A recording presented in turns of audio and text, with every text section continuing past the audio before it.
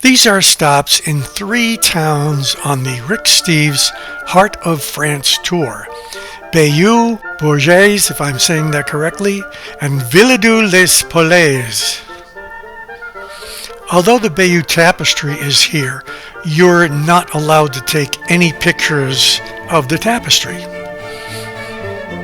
The Bayeu's origins go back to the Gallo-Roman period. In 924, it was incorporated into the lands of Rollo, the Viking warrior and first Duke of Normandy, especially for anyone who saw the TV series The Vikings. At that time, Bayeux was the second largest city in Normandy after Rome. Bayeux Cathedral is the seat of the Bishop of Bayeux. The Notre Dame Cathedral of Bayeux was consecrated in 1077. Construction of the cathedral began in the Roman period and continued through the 13th century.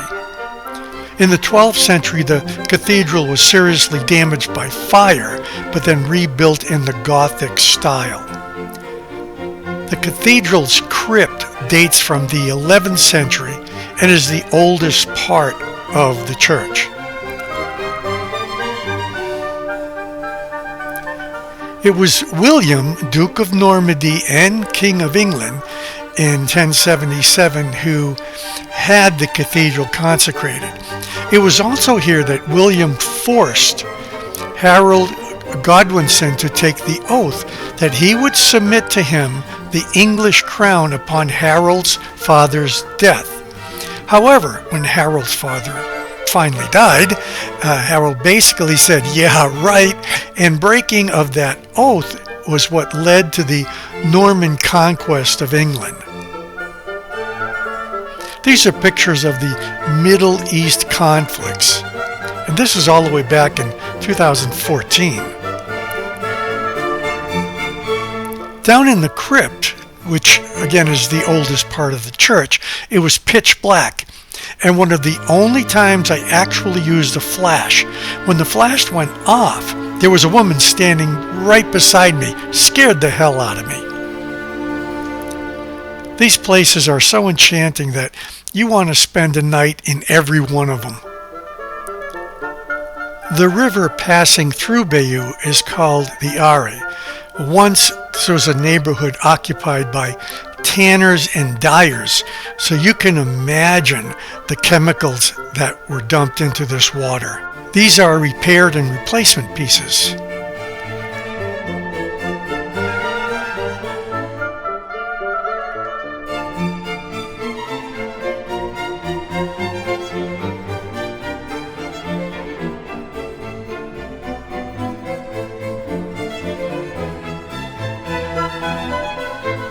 This is a Canadian War cemetery.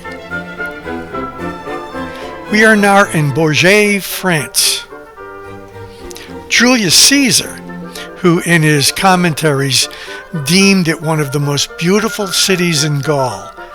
During the 100 Years' War, Charles VII resided here, and Joan of Arc wintered here in 1429 to 1430. We got to actually spend the night here. And this is where we stayed.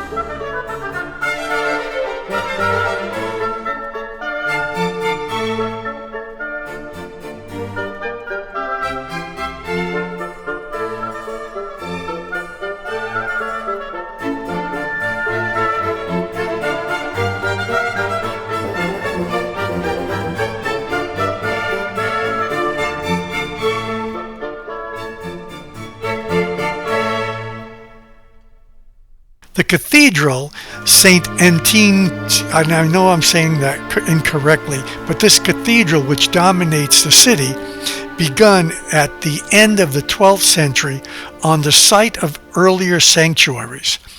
It was completed in 50 years, receiving later additions. The cathedral has 5 magnificently sculptured doorways and 2 asymmetrical towers. Its inner aisles are remarkably high, and there are no transepts. The interior contains stained glass windows of the 12th and 13th century.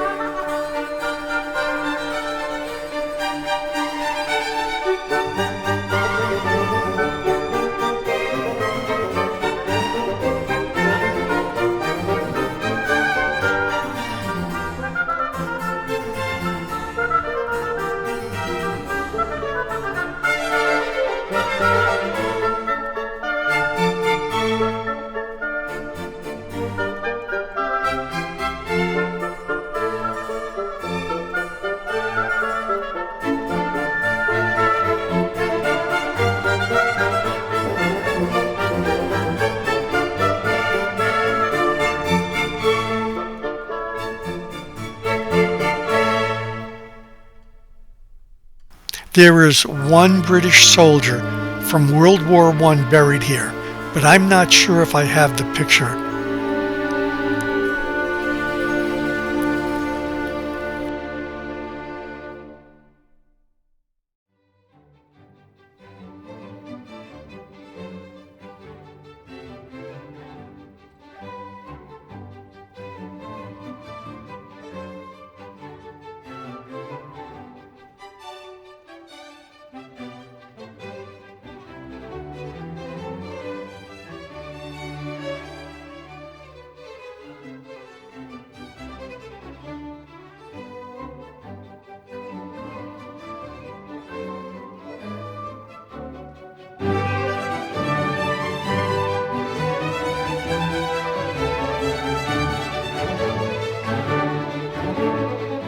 The last place in this little video is Villedieu-les-Poeles. This is a little town that we just stopped here for an afternoon lunch, but it's a nice little place. While Leslie went shopping for their famous copper pots, I had a baguette sitting next to a cannon. Villedieu owes its name to the religious order the Knights Hospitaller, which later became the Knights of Malta. Henry I, King of England and Duke of Normandy, granted Villedieu to this order in the 12th century. Its inhabitants are called Sourdins, from the French word sourd, meaning deaf. That's because historically much of the population of this town were involved in the manufacturing of copper pans, which involved repeated hammering, and so many of them became deaf.